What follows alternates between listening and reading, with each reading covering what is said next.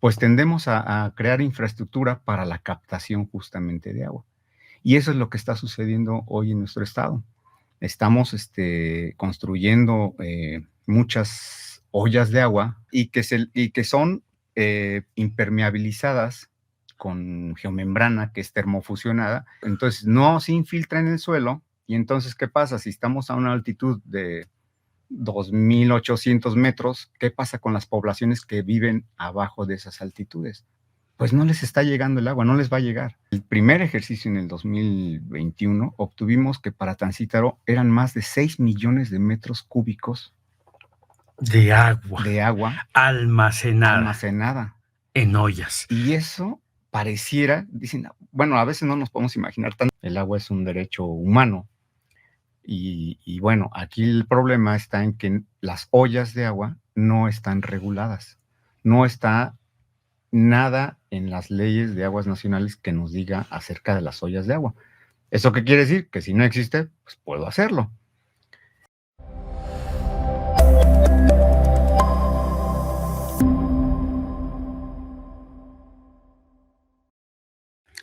Hola, ¿qué tal amigos de Saber Más Radio y Saber Más Media? Es un gusto, como siempre, que estén aquí con nosotros en su programa Saber Más, revista de divulgación de la Universidad Michoacana de San Nicolás de Hidalgo. Como siempre, un saludo y un agradecimiento al Sistema Michoacano de Radio y Televisión, la radio de todos, y a Radio Nicolaita, la voz de la Universidad Michoacana de San Nicolás de Hidalgo. Hoy tendremos un programa, preocupante, hay que decirlo así. Fíjense que cuando yo era niño, en la escuela primaria nos decían, dividían los recursos entre recursos que nunca se iban a acabar y recursos perecederos. Y entre los recursos prácticamente inagotables y que íbamos a tener para siempre, pues estaba el agua. Todos nosotros, no voy a detenerme en esto, entendemos lo indispensable que es este recurso. Sin agua no podemos vivir, así de simple, y no puede haber vida en el planeta. El agua es un recurso insustituible, no hay forma de sintetizar esto químicamente, por lo menos fuera de los laboratorios y de carácter experimental, para darnos de beber, para cumplir todas las funciones que el agua requiere. Y bueno, en esa época de niños jamás pensamos en que llegaría un momento en que la gestión del agua, si no es que la mala gestión, nos llevaría a un punto donde el agua ya es un recurso preciado por su escasez.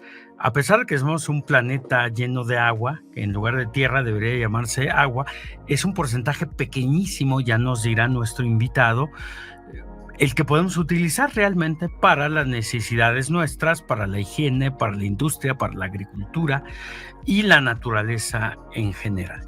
Y entonces tenemos un problema muy grave que se complica con la sequía, con estos fenómenos meteorológicos normales del niño y la niña, y peor aún con el calentamiento global. Seguramente todos hemos visto esas imágenes verdaderamente apocalípticas del lago de Pátzcuaro, prácticamente seco, del lago de Cuitzeo en la misma condición.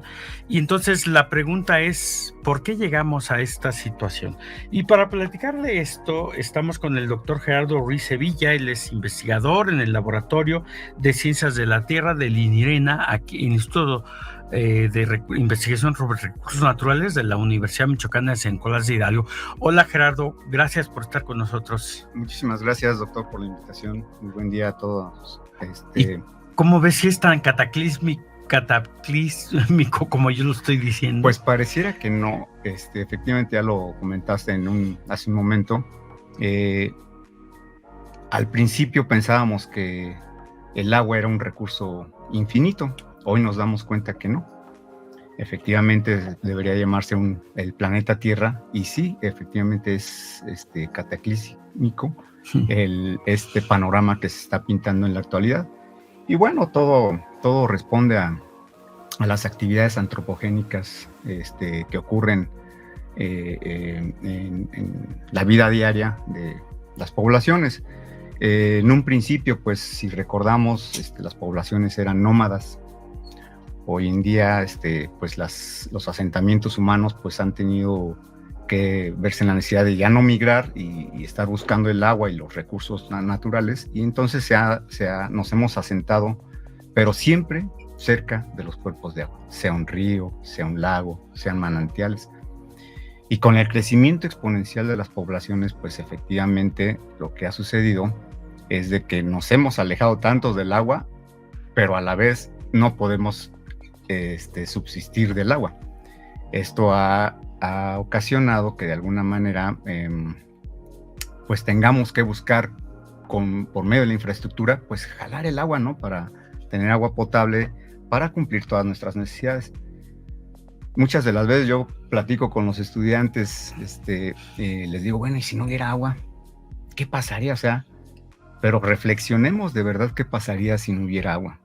Porque podemos decir miles de cosas, ¿no? O me llega por la llave, qué padre, ¿no? Pues me compro una pipa o un garrafón. Hoy en día, ¿cuánto cuesta un garrafón? O las botellitas pequeñas cuestan más que un garrafón tinaco, o que un tinaco. ¿No? Entonces, ahí es cuando vemos realmente cómo se están dando las cuestiones de acción y reacción, ¿no? Causa y efecto.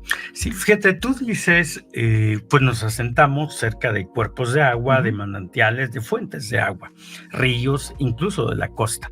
Es algo curioso en México. Las principales ciudades de este país están alejadas de las costas de entrada. Muchas de nuestras ciudades que eran cruzadas por ríos, taparon los ríos, los contaminamos, como sucede en el caso de Morelia, de tal manera que tenemos que traer el agua de lejos. El problema es que esta agua, si la traemos de algún lugar, se la quitamos a otros o a otras cosas, ¿no? Exacto. Y justamente pues eso es lo que quisiera yo platicarles el día de hoy, porque efectivamente es lo que está pasando. Hoy en día ha habido una intensa actividad agropecuaria en nuestro estado, no solamente en el país, sino en el estado.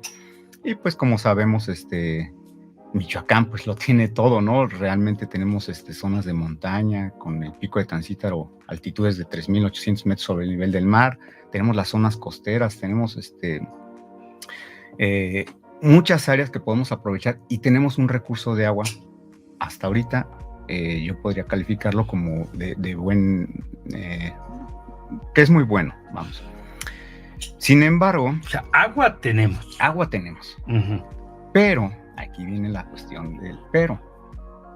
En el ámbito de seguir produciendo,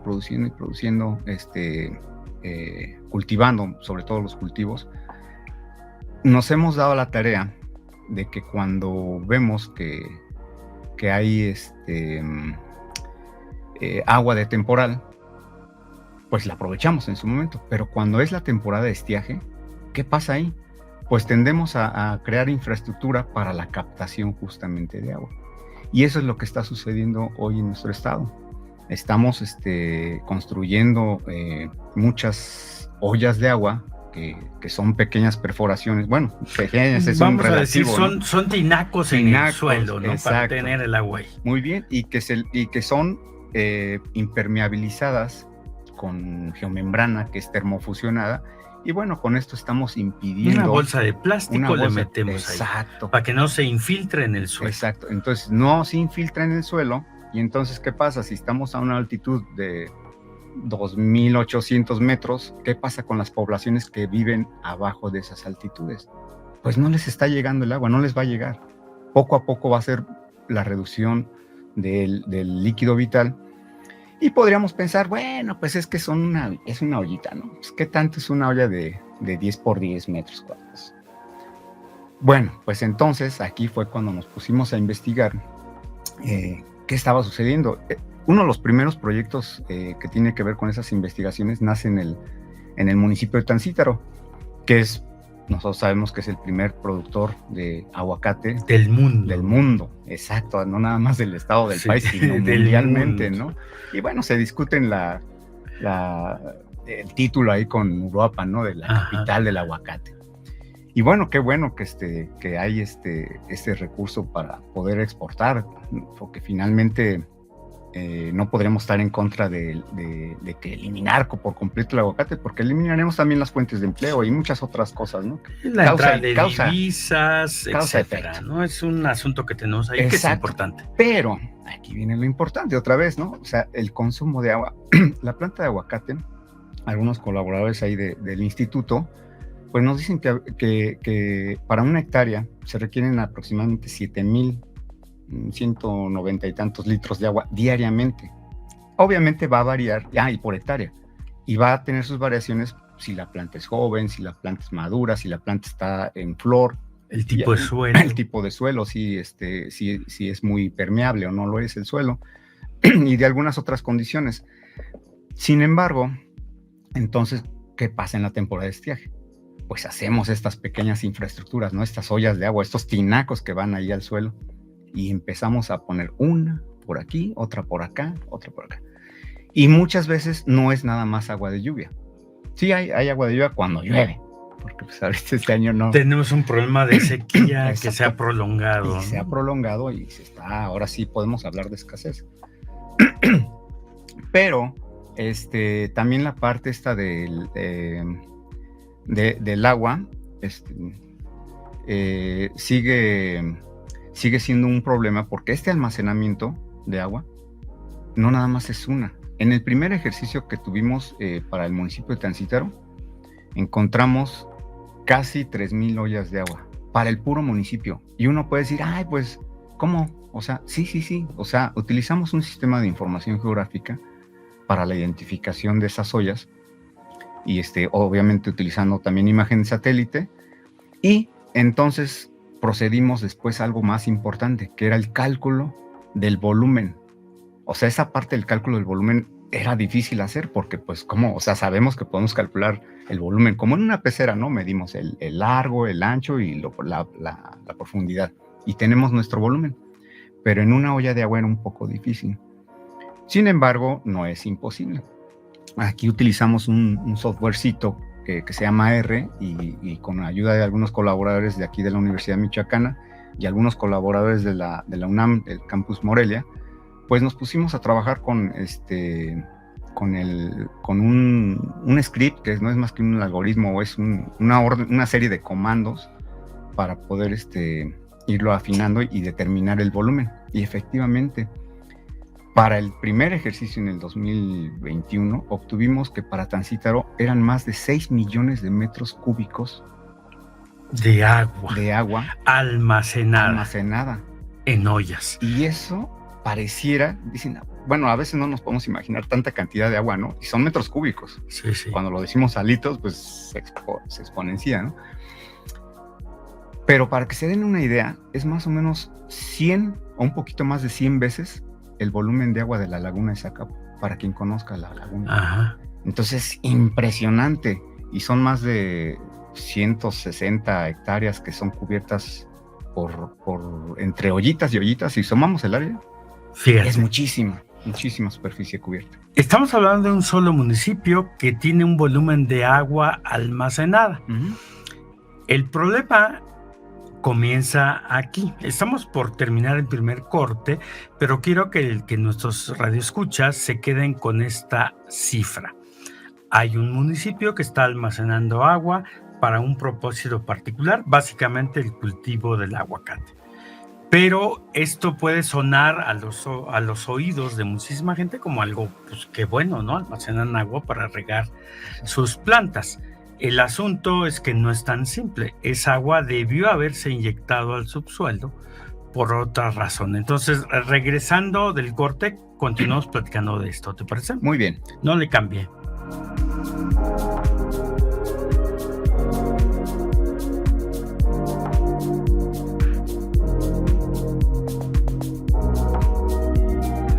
Muy bien, amigos de Saber Más Radio y Saber Más Media, qué bueno que se quedaron con nosotros.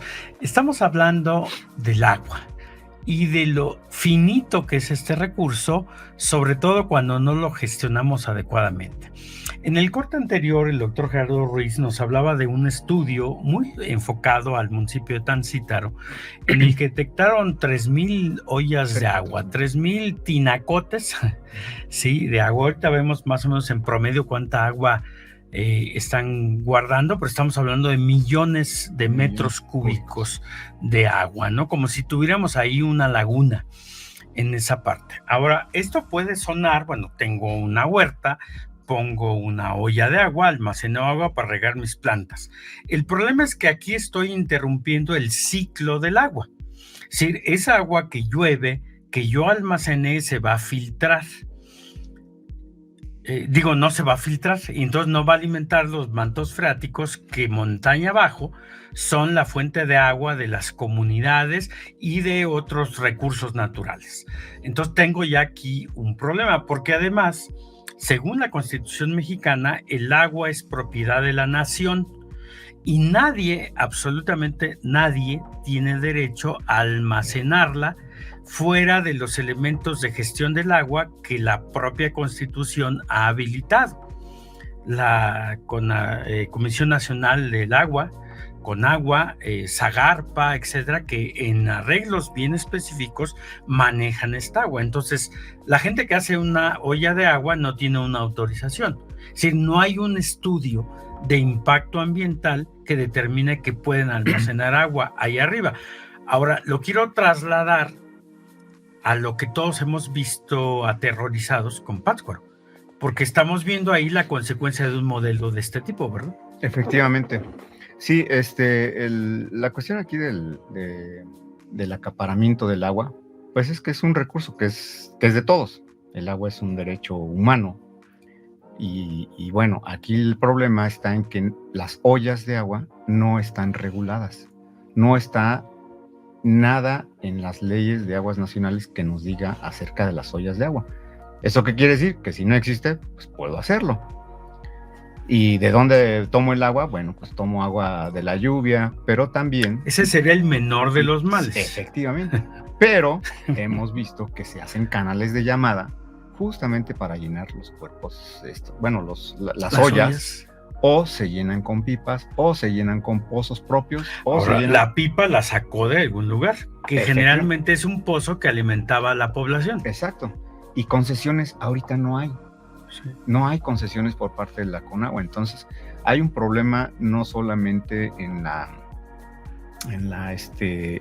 ley de aguas nacionales. Platicaba yo con un amigo y él me comentaba que pues, también efectivamente hay problemas, pero desde la Constitución. O sea, hablamos de reformar parte de la Constitución y parte de las leyes de aguas nacionales y además involucrar a la sociedad en general, porque esto es un problema que si bien no se está visualizando ahorita la magnitud que puede tener y las consecuencias que puede tener, pues es grave, ¿no? La situación. Sí, imagínate que yo detecto una corriente subterránea, le meto un popote, saco el agua, pero esa agua llegaba al lago de Pátzcuaro y alimentaba el lago de Pátzcuaro. Entonces, como yo ya le estoy extrayendo, ya. Y peor, hay bombas en el lago de Pátzcuaro que sacan directamente el agua para alimentar las ollas famosas. Sí, ya adentrándonos al lago de Pátzcuaro, recientemente estuve haciendo estudios batimétricos para ver cuánto ha bajado, cuánto se ha perdido en superficie, cómo se ha ido comportando el cuerpo de agua. Y efectivamente, algunos datos interesantes es de que una de mis primeras batimetrías pues fue en el año 2001, justamente en el lago de Pátzcuaro. Para ese entonces teníamos un aproximado de 8,902.32 hectáreas, la parte cubierta de agua. Hoy en día, 24 años después, tenemos 7,167.30 hectáreas. Es decir, que se ha reducido casi un 20% en su superficie. Sí. Ahora, esa agua está en algún lugar, o sí, se llevó a algún lugar. Una parte que es parte del ciclo hidrológico se evapora. Porque el ciclo hidrológico, entre sus componentes principales, pues es la evaporación, la evapotranspiración, es un condensación, un poco profundo, precipitación, y luego viene la infiltración y el escurrimiento, ¿no?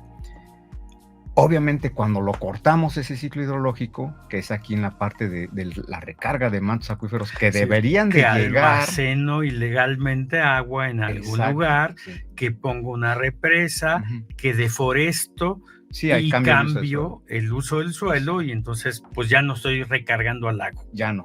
Y entonces, por eso, bueno, yo que estuve revisando el lago y estuve haciendo varias visitas, era impresionante, parece que había un popote gigante que diario, ¿no? Uno de los datos que yo estaba, esto digo, lo vi en base a las bombas que se han detectado y bueno, la primera, ¿no? La primera decía que eran, bueno, hice un promedio y eran 3 pipas cada hora, más o menos. Hora. Una pipa le caben entre 10 y 15 mil Pongamos litros. el de 10,000. El de 10,000. El de 10,000. 30,000 litros 30,000 cada hora. Exacto. Esa es la cosa, que estábamos hablando en una hora 30,000 litros solo para una bomba. Y en particular para alimentar una industria que es la industria del aguacate. Efectivamente. Es decir, no se saca para necesidades humanas, para alimentar una comunidad que no tiene un pozo, sino para regar. Exacto. Entonces es agua que se está perdiendo porque rompimos el ciclo. Mira, yo sé que es muy complicado, pero esta mala gestión del agua tiene solución. Sí, definitivamente. Aquí, bueno, nada más para recalcar la parte esta de Pátzcuaro. Hicimos el mismo estudio de las ollitas de agua, ¿no? Agarramos nuestras imágenes satélite, hicimos la digitalización, algunas reclasificaciones, algunos ahí técnicas, ¿no? Para detectar estas ollas. Y encontramos para Pátzcuaro ahorita van más de 500 ollas de agua. 500 ollas ahora. 500 ollas de agua ya detectadas. Sí, fíjate. Y seguramente el estimado es bajo, es a la baja. Sí, en realidad son está un poco subestimado, más, seguramente 800 hasta 1,000 o incluso más. Casi sí, 1,000. Ahora esas son las que son visibles, porque he sabido por ahí por notas que las techan, o sea, hacen unas techumbres que desde arriba pues no se detectan, ¿no? Sí, no, pues es que para todo hay modo. Hay modo, ¿no? O sea, es tremendo. Efectivamente. Todas ilegales que están contribuyendo o acelerando la pérdida de agua del lago, con todo lo que esto implica. Pero yo te decía hace un momento, bueno, tenemos una industria que, como tú decías, es muy importante económicamente, es muy importante en la generación de empleos, que difícilmente vamos a abandonar, y sabiendo que es así como la gallina de los huevos de oro, pues menos, ¿no? El asunto es, ¿se puede combinar adecuadamente una gestión del agua con esta industria? ¿Es compatible o definitivamente no lo es? Bueno, sí es una pregunta un poco difícil porque tendría muchas respuestas, muchas aristas, pero desde mi punto de vista, sí se puede hacer. O sea, sí se puede gestionar adecuadamente el agua, tener nuestros cultivos, tener producción, pero sin perder tanto volumen de agua en la ribera de Pátzcuaro, ¿no? Estas ollas que encontramos están justamente distribuidas a una altitud de 2,100 a 2,200 metros sobre el nivel del mar. Pero además de eso, justamente caen donde están los pequeños arroyos intermitentes o estacionales que llevaban el agua, exacto. Entonces, esa agua que escurría puede ser interceptada cuando llueve, pero además son las partes donde más se infiltra hacia el cuerpo de agua. Entonces, una de las cosas que me dio a mí como luz, pues fue que en una reciente visita al lago de Pátzcuaro, a medio lago, encontramos tres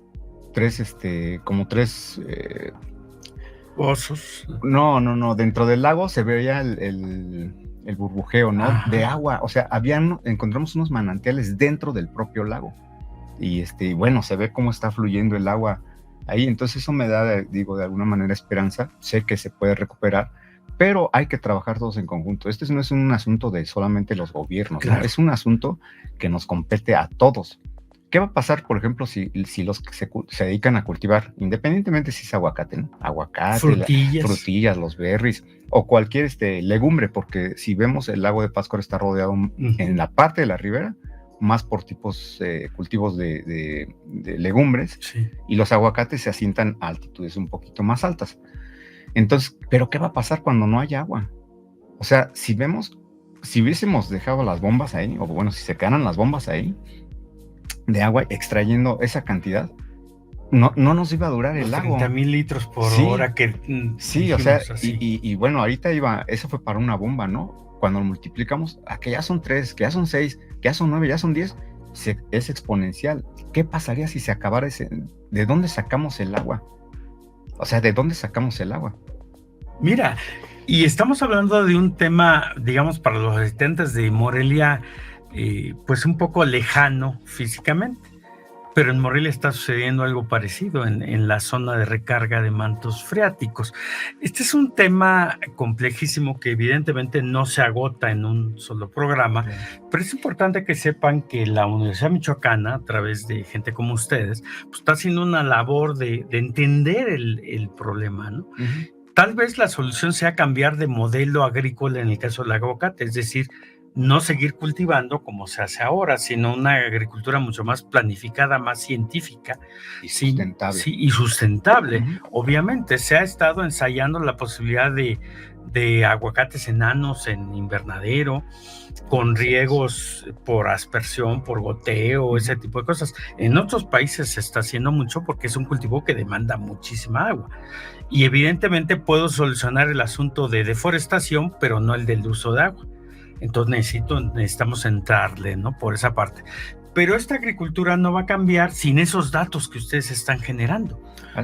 Porque esto puede empujar a los tomadores de decisiones a modificaciones verdaderamente reflexionadas de la ley de aguas, ¿no? Sí, en cuestión de la ley sí hay que participar todos.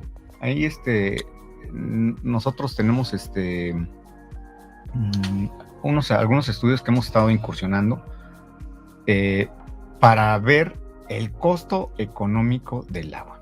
O sea, ese es otro tema aparte. Mira, estamos terminando, se nos acabó el tiempo desafortunadamente, pero te comprometemos para otro programa, ¿no? Y hablamos de esto. Claro que sí, con todo gusto. Así que no le cambie y síganos porque vamos a continuar hablando de este tema.